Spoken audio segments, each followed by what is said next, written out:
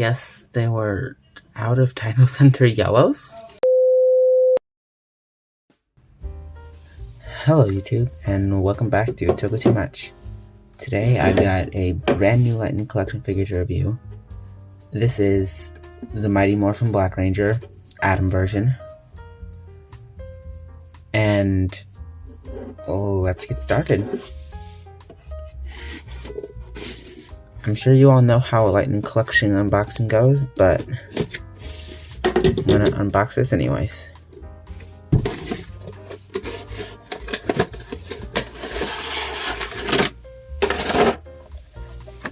And here we are.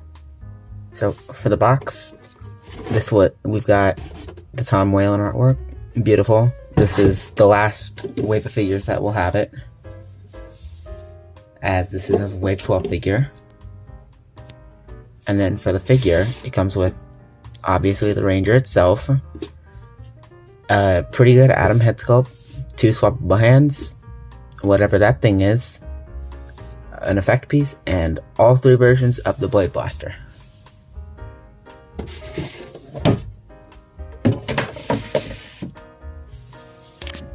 Now that everything's out of the box, we can get a better look at what he comes with. So for the Atom head sculpt, I think it matches season...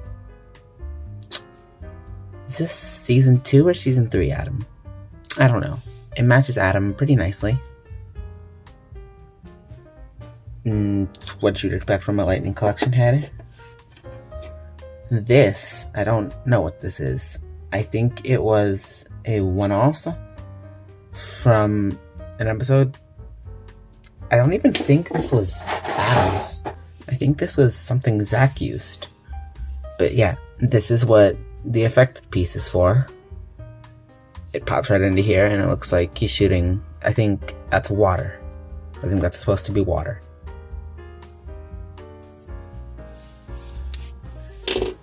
Now he comes with 2 swappable hands, as is standard with all Lightning Collection figures. He comes with 2 fists, as opposed to the 2 holding hands he's got attached. And as also a standard for Mighty Morphin figures, he comes with all 3 versions of the Blade Blaster.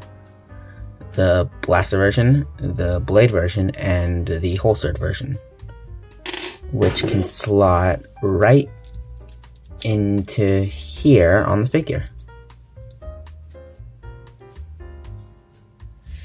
And now he's got a Blade Blaster.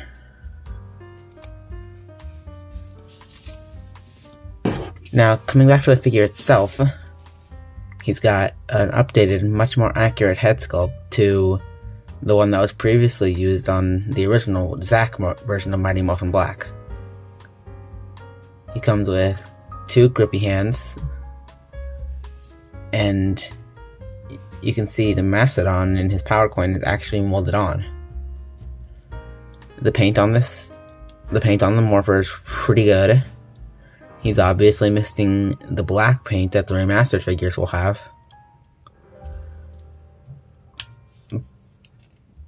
Both of his legs move, which is more than I could say for my old Dino Thunder Yellow.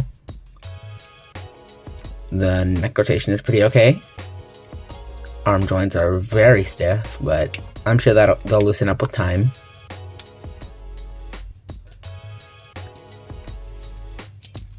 He goes around like this.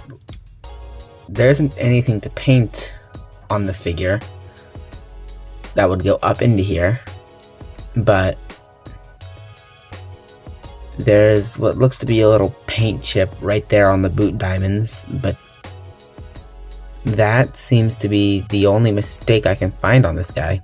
Oh, I don't know if it'll be visible, but there's a little paint chip right there. But that seems to be it. For taking off the helmet, that was hard.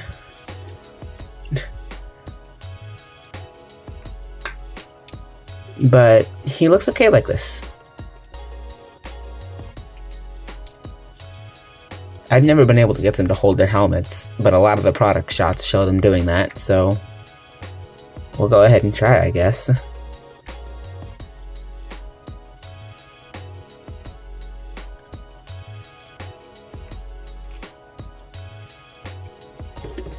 There's Adam with his helmet.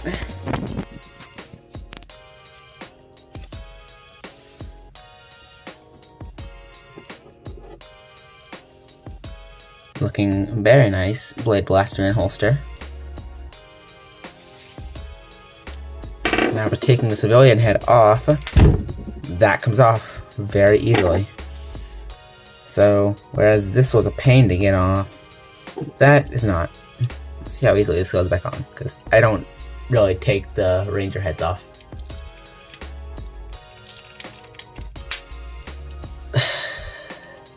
Very hard. But yeah, his helmet head sculpt is a lot better than, and while his neck joint is just a little bit loose, I like this figure. It's Mighty Morphin Black. We've had a Mighty Morphin Black before. It's not much different to that. It includes a couple of different accessories. And stand up.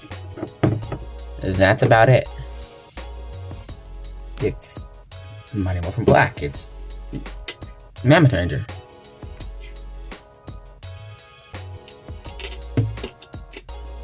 There's not much else I can say. This is a really nice figure, I think. Sad to see the Tom Whalen go, but